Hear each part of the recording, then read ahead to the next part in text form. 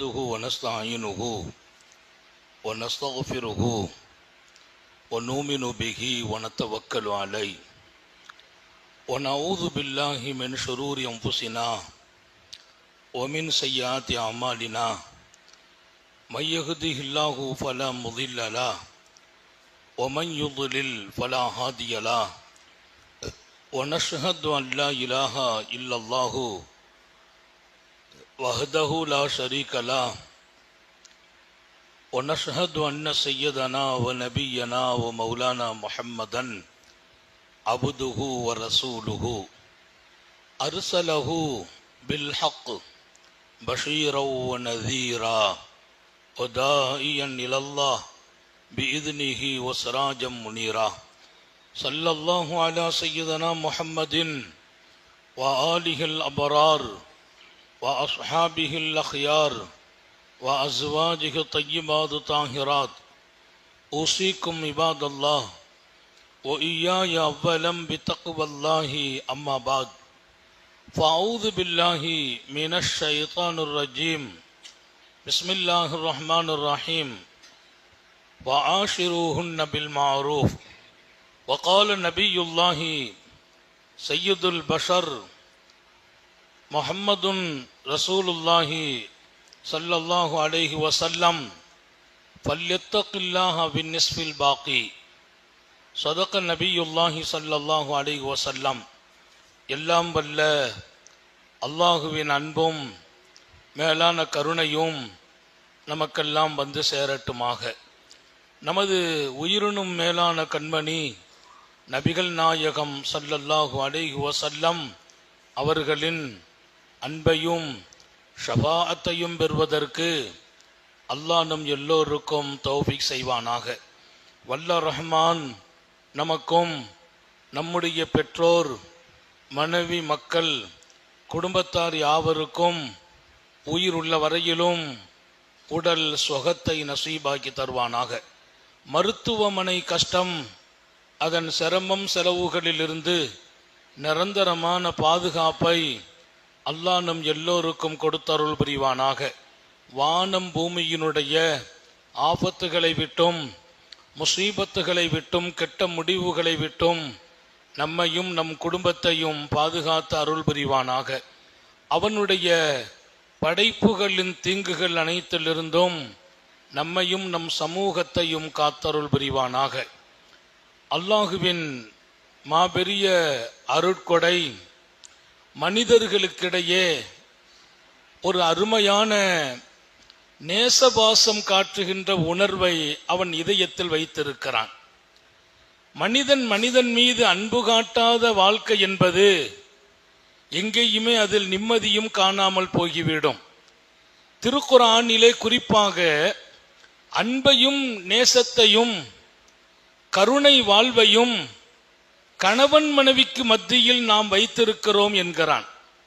எல்லோரிடத்திலும் அன்பு காட்ட வேண்டும், எல்லோரிடத்திலும் கருணையாக நடக்க வேண்டும். யுர்ஹமு மன்ஃபில் அர்ல் யர்ஹமுக்கும் மன்ஃபிஸ் ஸமா.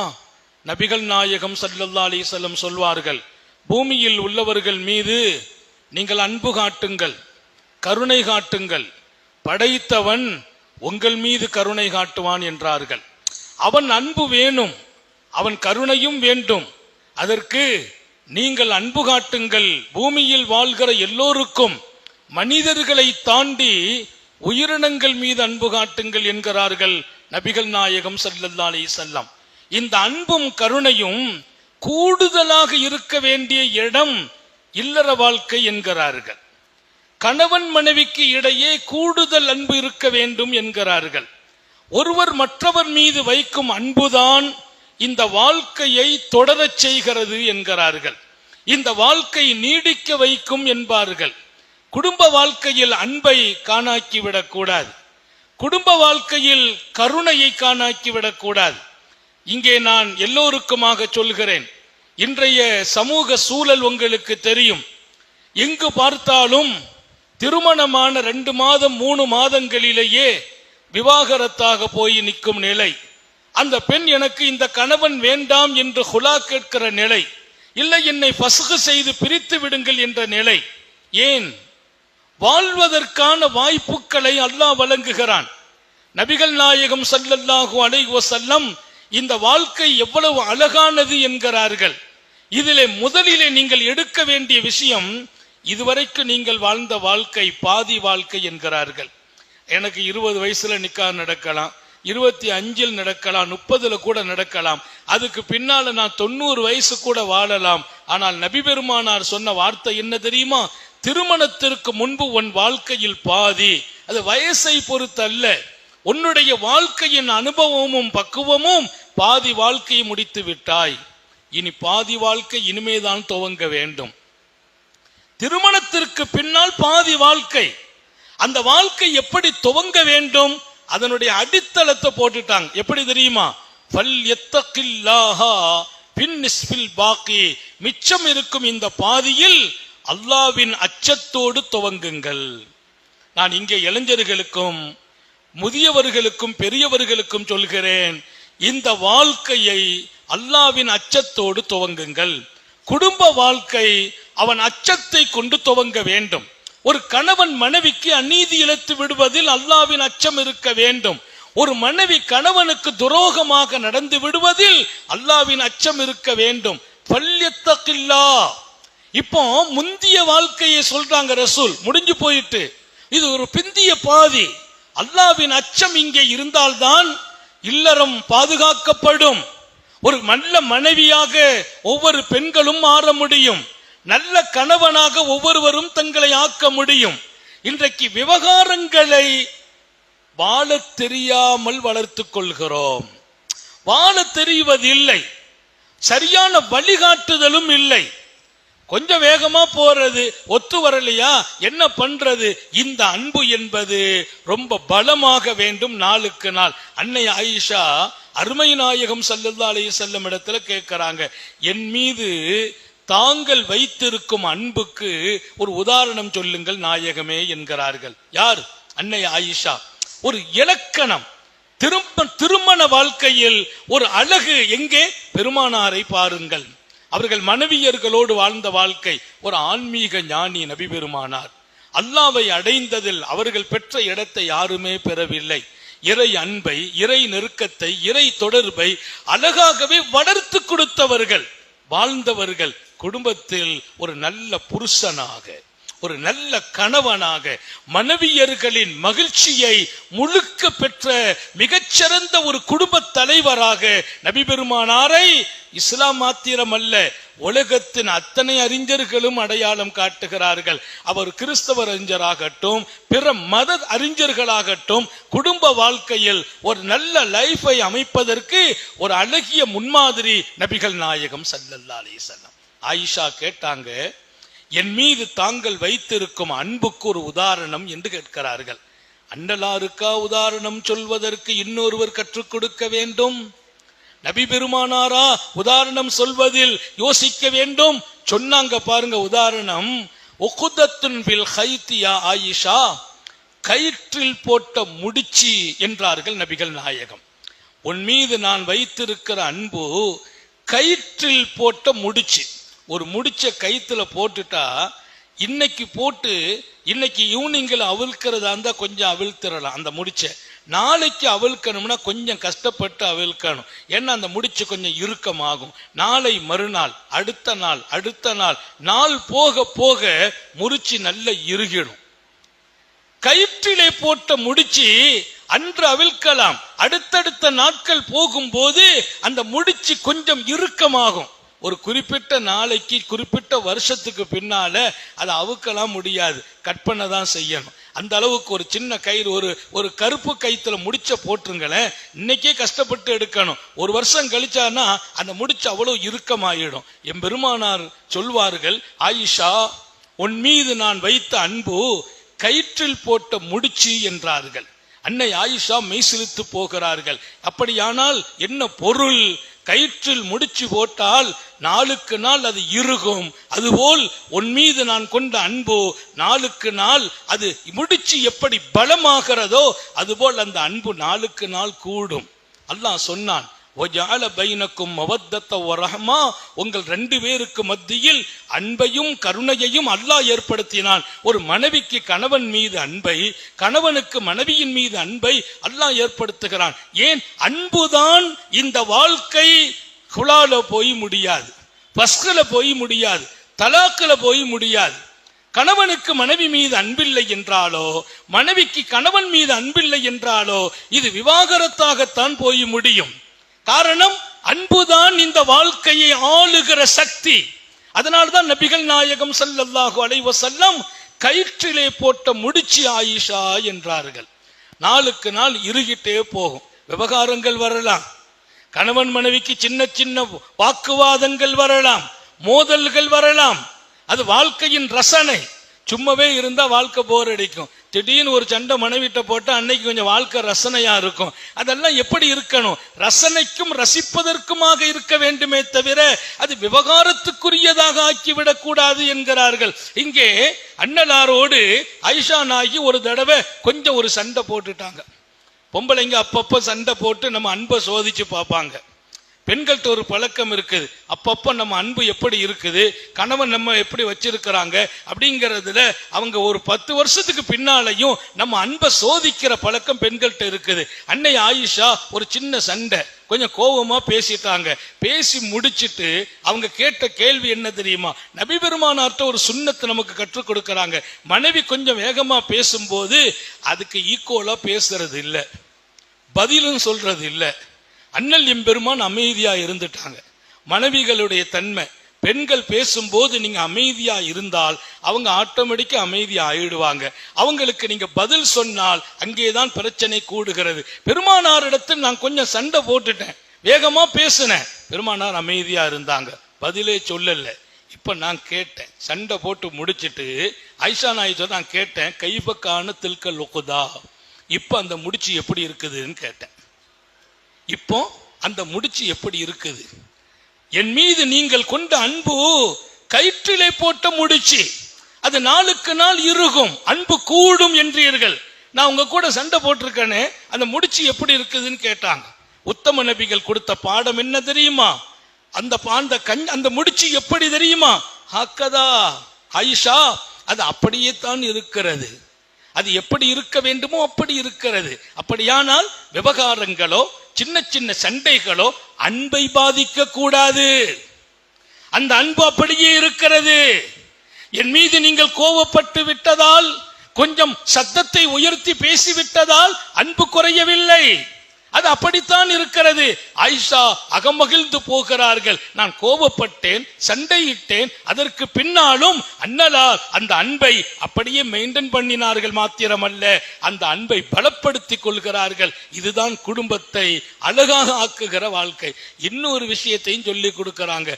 மனைவி கணவனுடைய அன்பை எப்படி பலமாக்கணும்? யாராலும் பிரிக்க முடியாத சக்தி வாய்ந்த ஒற்றுமை கணவனோடும் மனைவியோடும் இருக்க வேண்டும். நம்ம அன்பை, நம்ம இல்லறத்தை யாரும் பிரிக்கிற சக்தி பெறக்கூடாது. அவ்வளவு பலம். அது குடும்பமாக இருக்கட்டும், நமது உறவாக இருக்கட்டும், எந்த உறவாலும் எந்த குடும்பத்தாலும் பிரிக்க முடியாத ஒற்றுமை கணவன் மனைவிக்கு இடையே இருக்கணும். அந்த ஒற்றுமையை குறித்து எழுதுறாங்க, அது கடுமையான ஒற்றுமை, பிரிப்பதற்கு சாத்தியமே கொடுக்க கூடாது. யாராவது வருவாங்க, உன் மனைவி வர வர சரியில்லையேம்பாங்க, அதை காதுல கேட்டுட்டு அமைதியா இருந்துக்கணும், புரிஞ்சுக்கிடணும். இவர்கள் எங்கோ நம்மை பிரிக்க முனைகிறார்கள், இடம் கொடுத்து விடக்கூடாது. சக்தி வாய்ந்த ஒற்றுமை கணவன் மனைவிக்கு இடையே இருக்க வேண்டும். இரண்டாவது, ஒருவரின் இன்ப துன்பத்தில் இன்னொருவர் தன்னை அர்ப்பணிக்க வேண்டும். மனைவிக்கு வரும் இன்ப துன்பம் நம்ம கூட்டாயிடணும். அவங்க கஷ்டப்படுவாங்களா, நாம இருக்கிறோங்கிற தைரியம் வரணும். அவங்களுக்கு சந்தோஷமா வாழ்த்து சொல்லும் இடத்துல நம்ம இருக்கணும். இன்னைக்கு அப்படி மாத்தமா செலவு. மனைவி சந்தோஷமா இருந்தா சில பேருக்கு பிடிக்கிறதே இல்லை. அந்த அம்மா ஒரு நல்ல சேலை உடுத்து கொஞ்சம் கலகலப்பா நடந்துட்டா இவர் மனசு கேட்கல, என்னமாவது ஒரு அலாமத்து பண்ணி சண்டை போட்டு இந்த அம்மாவை கொஞ்சம் கலங்க வைக்கணுமே, கண்கலங்க வைக்கணுமே. அது நல்ல வாழ்க்கை இல்லை. அவங்க சந்தோஷத்தில் நீ கூட்டாகணும், அவங்க துயரத்திலும் கூட்டாகணும்.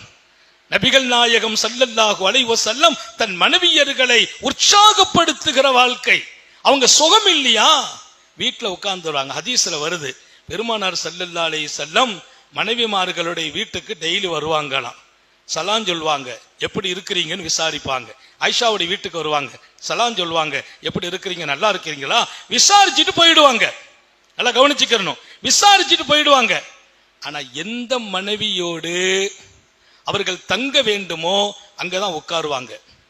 ஒவ்வொரு நாளும் எல்லா மனைவியும் சந்திக்கிறது, சலாம் சொல்றது. எந்த மனைவியோடு அன்றைக்கு நேரம் கொடுக்கணும், ஒரு நாள் ஒரு மனைவிக்கு ஒரு நாள் வாழ்க்கையில கொடுத்திருப்பாங்க, அந்த நாள் அங்க வந்து உட்கார்ந்துருவாங்க. ஆனால் எந்த மனைவியாவது சுகம் இல்லாமல் போனால், உடல் நலம் குறைவானால் அந்த வீட்டில் நேரம் கொடுப்பார்கள். பள்ளிவாசல்ல நபியை காணவில்லையே, என்னான்னு தெரியலையே, வந்து பார்த்தால் மனைவியுடைய வீட்டில் உட்கார்ந்து இருப்பார்கள். ஏன், என் மனைவி இன்று கொஞ்சம் ஆரோக்கியம் குறைவாக இருக்கிறார்கள். அவர்கள் சுகக்குறைவு வந்தால் அவர்களை தன் மடியிலே படுக்க வைத்து ஆறுதல் சொல்லி அவர்களை சமாதானப்படுத்தி அவர்களின் நோய்க்கு மிகப்பெரிய பலமாக ரசூல் இருப்பார்கள். அந்த மனைவிமார்கள் சொன்ன பதில் என்ன தெரியுமா, நோயெல்லாம் அல்லாட்ட கேட்க கூடாது, நோயை கேட்க கூடாது, ஆனா நாங்க நோய்வாய்ப்பட்டா எங்களுக்கு ஒரு திருப்தி. ஏன், நபி பெருமானார் ஸல்லல்லாஹு அலைஹி வஸல்லம் எங்களுடனேயே இருந்து சந்தோஷப்படுத்துவார்கள். எப்படி ஒரு வாழ்க்கை! கணவன் மனைவிக்கு இடையே இருக்கக்கூடிய அன்புதான் ஆழம் பலம் என்கிறோம். ஏன், அது இருந்தாதான் மனைவி கஷ்டப்படும் போது தாங்கி பிடிக்கும் கை வரும், அவங்க துயர்படும் போது தூக்கி நிறுத்துகிற உள்ளம் வரும். இன்னைக்கெல்லாம் அது குறைஞ்சு போயிட்டே இருக்குது. அவங்க சுகம் இல்லையா, இவர் கண்டுக்கிறதே இல்லை, விசாரிக்கிறது கூட இல்லை. என்னம்மா எப்படி இருக்குது, டாக்டர்கிட்ட போவோமா, அந்த அம்மா ஆறுதல் அடைஞ்சிருவாங்க. அப்படி நிறைய பேர் மனைவியர்களை நல்ல நேரங்களில் பயன்படுத்துவதில்லை. இதனால் அன்பு குறைய ஆரம்பிக்கிறது. அன்பு குறையிறதுக்கு இடம் கொடுக்க கூடாது என்று அல்லாஹ் குர்ஆனிலே இந்த அன்பு உங்களுக்கு மத்தியில் நான் உண்டாக்கினேன் என்கிறான். அந்த அன்பை நம்ம பாதுகாக்கணுமா இல்லையா? சும்மா விவகாரத்து கேட்கறாங்க, தலாக்காய் போச்சு, வாழ விருப்பம் இல்லை, என்னான்னு கேளுங்க, என் கனவை என்ன மதிக்கலம்பாங்க, எனக்கு சந்தோஷத்தை கொடுக்கலம்பாங்க. மனைவிக்கு சந்தோஷம் கொடுக்கிறது கணவனுக்கு கடமை. என் வீட்டம்மா என்னை எங்கேயாவது வாங்கன்னு கூப்பிட்டா நான் போகணும். மனைவி எங்கேயுமே கூட்டு போறது இல்லை, மனைவி விருப்பத்தை பூர்த்தி செய்யறது இல்லை, மனைவி கேட்டதை கொடுக்கறது இல்லை, நீ நல்ல கணவனே இல்லை. இது மார்க்கம் சொல்கிறது, ஷரியத்தின் நிழலில். அதனால அல்லாஹ் ரசூலுக்கு மாத்தமா இல்ல, ஷரியத்தின் நிழலில் உங்கள் மனைவி உங்களோடு பயணமாக பிரியப்படுகிறார்களா, நீங்கள் கூட்டு போக வேண்டும், அது உங்கள் கடமை. உங்கள் மனைவி உங்களிடத்தில் எதிர்பார்க்கிற ஹலாலான தேவைகளை நீங்கள் பூர்த்தி செய்ய வேண்டும். இன்னும் சொன்னால் அவங்க கொஞ்சம் காசை எதிர்பார்ப்பாங்க, கொடுக்க வேண்டும், அது உன் கடமை. வீட்டுக்கு செய்யும் செலவில் கணக்கு பார்க்க வேண்டாம் என்கிறார்கள் காரூணிய சீலர் ஸல்லல்லாஹு அலைஹி வஸல்லம். குடும்ப செலவு கணக்கு பார்க்க கூடாது. மனைவிட்ட போய் கராரா பேசுறது அது அழகான வாழ்க்கை அல்ல. குடும்ப செலவில் விசாலமாக நடங்கள், அல்லாஹ் உங்களோடு விசாலமாக நடப்பான். அன்பிகி லா துஹசி ஃபயுஹசில்லாஹு அலைக். நபி பெருமானார் ஸல்லல்லாஹு அலைஹி வஸல்லம் அஸ்மா ரலியல்லாஹு அன்ஹாட்ட சொல்றாங்க, அஸ்மா நீ செலவு செய்யுமா, கணக்கு பார்க்காம செலவு செய், கணக்கு பார்க்காம செலவு செய். ஏன் தெரியுமா, அல்லாவும் கணக்கு பார்க்காமல் கொடுப்பான். நீ கணக்கு பார்த்து செலவு செய்தால் அல்லாவும் கணக்கு பார்த்து கொடுப்பான். நீங்க செலவு செய்யறவங்கள்ட்ட கேளுங்க, சொல்லுவாங்க. நம்ம விசாலமா நடந்தால் அல்லாஹ் விசாலமா நடக்கிறான், நம்ம சுருக்கி நடந்தால் அல்லாவும் சுருக்கி நடக்கிறான். அல்லாவுக்கு தெரியும் இவருக்கு தேவை இவ்வளவுதான் போதுங்கிறான். அல்லாவுக்கு தெரியும் இவர் கையெல்லாம் சுருக்க முடியாதுப்பா, இவர் கை விரிஞ்ச கை, விரிச்சு கொடு. இன்னும் ஒரு விஷயத்தை சொல்வார்கள் நபிகள் நாயகம், வயது முதிர்கிற போது நம்ம பிள்ளைங்கள் எல்லாம் தனித்தனியா போயிடுறாங்க, அவங்கவங்க வாழ்க்கை. இப்போ எனக்கு என்னுடைய இன்பம் என் துன்பம் அனைத்திலும் என் மனைவி நிற்க வேண்டும், என் மனைவியின் இன்பம் துன்பம் அனைத்திலும் நான் நிற்க வேண்டும். ரசூலுல்லாஹி ஸல்லல்லாஹு அலைஹி வஸல்லம் சொல்வாங்க, ஆயிஷா ஆயிஷா சக்கராத்து எவ்வளவு கஷ்டம், சக்கராத்து எவ்வளவு கஷ்டம், மௌத்து படுக்க அது வேதனை அதிகமா இருக்கும். ஆயிஷா, உங்களை சொர்க்கத்திலும் அல்லாஹ் எனக்கு மனைவி என்று சொன்னான், அதை நான் நினைத்தால் என் சக்கராத்து கூட லேசாக இருக்கிறது என்றார்கள். ஒரு மனைவியை மகிழ்ச்சி படுத்துகிற உச்சமான இடம். பெருமானார் ஒரு நல்ல நேர்மை மிக்க மனிதர். நிறைய பேர் நினைக்குவாங்க தப்பாக, அண்ணலார் நினைத்தால் அல்லாஹ் எத்தனையோ இளமை பெண்களை நிக்கா செய்ய வச்சிருப்பான். இல்ல, பெருமானாரின் ஒவ்வொரு நிக்காவுக்கும் மிகப்பெரிய காரணம் இருக்கிறது. அந்த காரணங்களால் நிக்காக நடக்குது. ஆனால் மனைவிமார்களோடு ஒரு கணவன் எப்படி நடக்க வேண்டும்? தன் மரண படுக்கையிலும் மனைவியை சந்தோஷப்படுத்த வேண்டும். ஏன்? உனக்கு அல்லாஹ்வுடைய திருப்தி, அவன் நேசம், அவன் நெருக்கம் பள்ளிவாசல்ல மட்டும் கிடைக்கல, உங்க வீட்டுல சந்தோஷமா வாழ்வதிலும் கிடைக்கிறது. உன் வீட்டில் சந்தோஷமா வாழ்வதிலும் அல்லாஹ்வின் நெருக்கம் கிடைக்கிறது, நேசம் கிடைக்கிறது. நம்ம நினைச்சுக்கிட்டோம் அல்லாஹ் கிடைக்கணும்னா பள்ளிவாசல்ல உட்கார்ந்தா கிடைப்பான், தஸ்பீஹ் ஓதுனா கிடைப்பான் நினைக்கிறோம். தஸ்பீஹில் மாத்திரம் கிடைப்பதில்லை. குடும்பத்தை அழகாக சந்தோஷமாக ஒருவர் மற்றவரோடு நடப்பதோடும் அல்லாஹ்வே கிடைக்கிறான். இன்றைக்கு இதையெல்லாம் புரிந்து கொள்ளவில்லை. அப்துல்லா இப்னு ரவாஹா மனைவியோடு பேசிட்டு இருக்கிறாங்க. அந்த அம்மா அழுதாங்க. அப்துல்லா இப்னு ரவாஹா யார்? நபி பெருமானார் ஸல்லல்லாஹு அலைஹி வஸல்லத்தின் அருமை சஹாபி. மாநபி ஸல்லல்லாஹு அலைஹி வஸல்லம் அவர்களை தான் ரோல் மாடலாக எடுத்து வாழ்கிறார்கள் சஹாபாக்கள். அந்த அம்மா திடீர்னு அழுதாங்க. அவர் பார்க்கிறார், சத்தம் வருது, அழுக முனங்கள் எங்கேன்னு தேடுறாரு, யாரும் இல்லை. அவங்க மனைவி முணங்கி தேம்பி அழுகிறாங்க. அவர் கேட்டார், ஏம்மா அழுகிற? யார்ட்ட? மனைவிட்ட. லிமாதா தபுக்கி, ஏன் அழுகிறாய்? அந்த அம்மா சொல்லிச்சு, உங்களை பார்த்தேன், உங்கள் கண்களில் கண்ணீர் வடிந்தது. அவர் அழுதிருக்கிறார், கணவர் அழுதிருக்கிறார். உங்களை பார்த்தேன், நீங்க அழுதீர்கள். பக்கைத்து, நான் அழுதேன். ஏன் தெரியுமா? உங்களை ஃபலம்மா ராயித்து தபுக்கி அபுக்கி, தங்களை பார்த்தேன், தாங்கள் கண்கள் கண்ணீர் வடித்தது, என்னால் தாங்க முடியவில்லை, நான் அழுதேன் என்றார்கள். அவர் ஆனந்தப்பட்டார். ஆஹா, எத்தனை அருமையான இதயம் உள்ள பெண்மணி. நான் அழுதேன் ஏதோ ஒரு காரணத்திற்காக, காரணமே இல்லை, என் மனைவி அழுகிறார், ஏன்? நான் அழுதேன் என்பதற்காக. இப்படி வாழுங்கள் என்கிறேன். ஏன் தலாக் வரும்? ஏன் ஹுலா வருகிறது? ஏன் கணவன் மனைவிக்கு மத்தியிலே பிரிவு வருகிறது? அன்பால் வாழுங்கள், அதிகாரத்தை கையில் எடுக்காதீர்கள். ஆணாதிக்கம் மிகைத்து போகிறது, ஆணாதிக்கம் மிகைக்கிறது. மனைவியை அடக்க நினைப்பவர்கள் நல்ல கணவன் அல்ல. அதே போல கணவனை மீற நினைப்பவள் நல்ல மனைவியும் அல்ல. கணவனின் அன்பில், கணவனின் பணிவிடையில், கணவனின் உபசரிப்பில் தான் உன் சொர்க்கம் என்றார்கள் நபிகள் நாயகம். நீ தொழுது சொர்க்கத்தை அடைகிறது இல்ல, உன் கணவனின் அன்பிலும், அவர் உபசரிப்பிலும், அவர் சந்தோஷத்திலும் உன் சொர்க்கத்தின் 8 கதவுகளும் திறந்திருக்கும். தாய்மார்களுக்கு சொல்கிறேன், சுவனத்தின் 8 வாசல்கள், 8 வாசலும் உனக்காக திறக்கப்படும். நீ தொழுததற்காக அல்ல, நீ நோன்பு நோற்றதற்காக அல்ல, உன் கணவனை சந்தோஷப்படுத்தியதற்காக, உன் கணவனை திருப்திப்படுத்தியதற்காக, உன் கணவனின் மகிழ்ச்சியை நீ கொடுத்ததற்காக உன் சொர்க்கத்தின் 8 கதவுகளும் திறந்திருக்கும் என்கிறார்கள் நபிகள் நாயகம். ஆணுக்கு சொல்றாங்க, உன் மனைவியின் சந்தோஷத்தில் தான் என் சுன்னத்து ஹயாத் ஆகும். என்னை பார், என்னை பார் நபி பெருமானார், என் மனைவியர்களை போய் கேள், என் மனைவியர்களை கேள், நான் நல்ல கணவனாக வாழ்ந்திருக்கிறேன். வான கைருக்கும் லியாகிலி, என் மனைவியர்களுக்கு நான் நல்ல கணவன். நம்ம சொல்ல முடியும் நினைக்கிறீங்களா? சொல்ற அளவுக்கு வாழ்ந்திருக்கிறோமா? எதுக்கெடுத்தாலும் வீட்டுல கோவப்படுறது, நம்ம வீட்டுல வெளியில உள்ள பிரச்சனையை கொண்டு மனைவிட்ட கொட்டுறது, எங்காவது சங்கடம் வந்தா அந்த சங்கடத்தை வீட்டுல போய் பேசுறது. வீட்டுக்குள்ளே ஒரு புருஷனாக நுழையுங்கள், விவகாரத்திற்குரியவங்களா நுழையக்கூடாது. நமக்கு 1000 மதிப்பு இருக்கும், நம்ம ஒரு பெரிய அதிபரா இருக்கலாம், அரசாங்க அலுவலகத்தில் இருக்கலாம், ஒரு பெரிய நாட்டினுடைய பதவியில் இருக்கலாம். நல்லா கவனிச்சுக்கங்க, வீட்டுக்கு வரும்போது வாசல்ல தான் காலணியை கலட்டணும், வாசல்ல தான் காலணியை கலட்டிட்டு வீட்டுக்குள்ள வரணும். காலணியை மட்டும் கலட்டக்கூடாது. உனக்கு இருக்கிற மதிப்பு, பதவி, பட்டம் எல்லாத்தையும் அங்க கலட்டிட்டு ஒரு நல்ல புருஷனாக உள்ளவா, ஒரு நல்ல தந்தையாக உள்ளே வா. வீட்டுல மனைவிட்ட வந்து நான் யாரு தெரியுமா, என் பதவி என்ன, அந்தஸ்து என்ன, அப்படி நினைப்பவன் நல்ல வாழ்க்கையை அமைக்கவே முடியாது.